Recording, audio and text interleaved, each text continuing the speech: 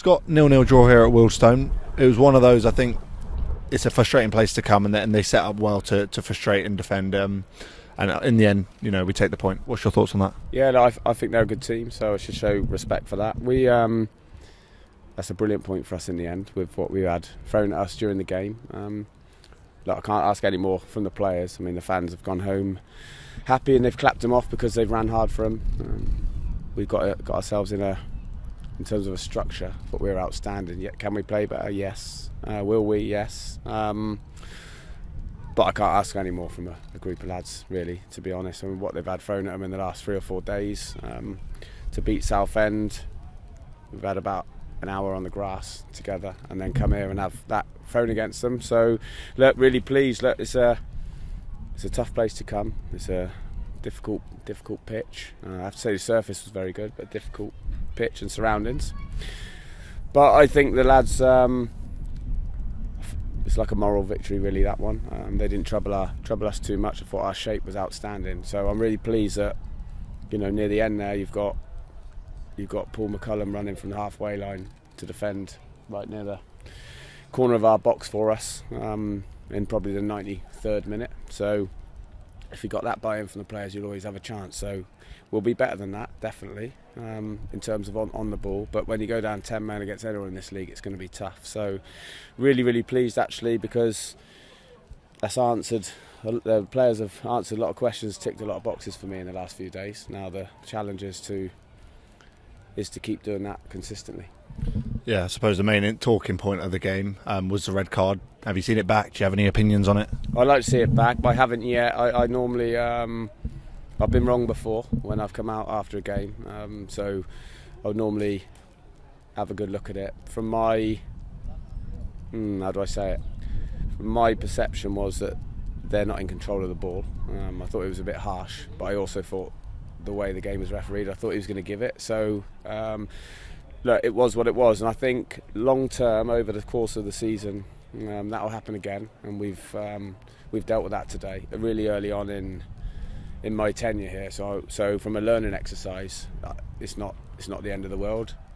If we feel like we can appeal it, then we certainly will. But I'll reserve judgment on that just right now, because the overriding thing for me is things happen in games. People miss chances, people make mistakes, people get sent off. That happens. It's how you deal with it. And I think they've answered a lot of questions, because against Southend the other day, when we were 1-up and they got back to 1-1, I thought our reaction was outstanding. And today, when we went down to 10 men, I thought our reaction was outstanding. So I can't ask much more than that as I stand here now. But we'll be asking them to, like I said, do that on a consistent basis and improve a little bit on the ball.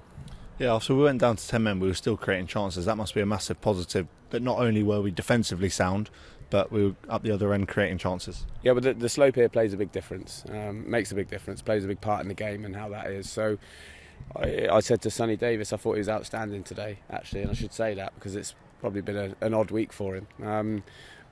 But there's probably 1.5 metre difference in pitch slope from where he is to the far top left corner.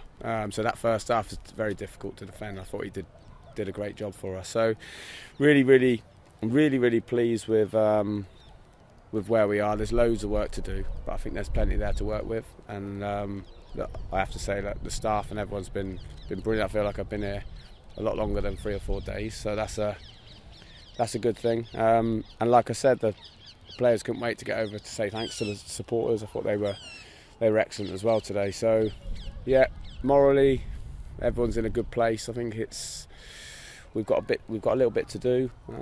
After we've played Truro, we'll have a couple more days training before the next game, which will be FA Cup, and then the following will be Solihull, and then after that, the following week, we'll have a clear week for the first time. So we'll have a Monday, Tuesday, Thursday, Friday session, which we're all looking forward to.